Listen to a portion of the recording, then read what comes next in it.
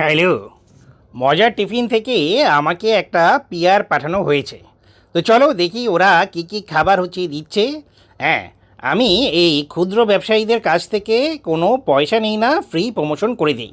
এটা তোমাদের অনেকেরই পছন্দ, আবার অনেকেরই অপছন্দ। হ্যাঁ, তবে একটা ব্যাপার খেয়াল রাখতে হবে, যেটা যেমন আমি ঠিক তেমনই বলবো, কোনো কিছু বাড়িয়ে বা কমিয়ে বলবো না। এখানে ওরা বিভিন্ন রকমের টিফিন আইটেম আর 2 রকমের সুইট পাঠিয়েছে। তো এই টিফিন আইটেমগুলোকে আমি এয়ার ফ্রায়ারে গিয়ে ফ্রাই করে নিচ্ছি। বাচ্চাদের জন্য কিন্তু অয়েল বেসড ফ্রাই করার থেকে এয়ার ফ্রায়ারেই ফ্রাই করাটা বেশি ভালো। প্রথমেই নিয়ে নিলাম চিকেন ডোনাট, তার মধ্যে আবার পেলাম মুরগির হাড্ডি। এই ধরনের টিফিনের মধ্যে ছোট ছোট হাড্ডি গুড্ডি থাকা যে কত ঝামেলা, আর বাচ্চাদের যে এগুলো গলায় আটকাতে পারে বা দাঁতে লাগতে পারে, এই ব্যাপারটা যারা বানায় তাদের এটা বোঝা উচিত। আর এরপরে চিকেন চিজ বল, সেটা ছিল এভারেজ, খুব ভালো কিছু না। আর প্রন টেম্পুরা বা চিংড়ির টেম্পুরা, সেটা খেতে যে আমার তো গিয়ে আক্কেল গুরুম। আমি বুঝলাম না বাসায় কি গিয়ে এরা এরকম চিংড়ির খোসা সহ চাবিয়ে খায়। তাহলে এই প্রফেশনাল ওয়েতে যদি গিয়ে একটা টিফিন কেউ তৈরি করে, তার মধ্যে এই চিংড়ির খোসাটা থাকবে কেন?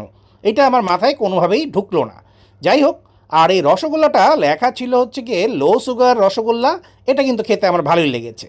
আর নবাবী শ্যামাই, এটা তো আমরা সবাই কম বেশি বাসায় বানাতে পারি। এটা টেস্টও খারাপ না। তো তোমরা তো বুঝতেই পেরেছো এই পিৎজার খাবার কেমন হবে।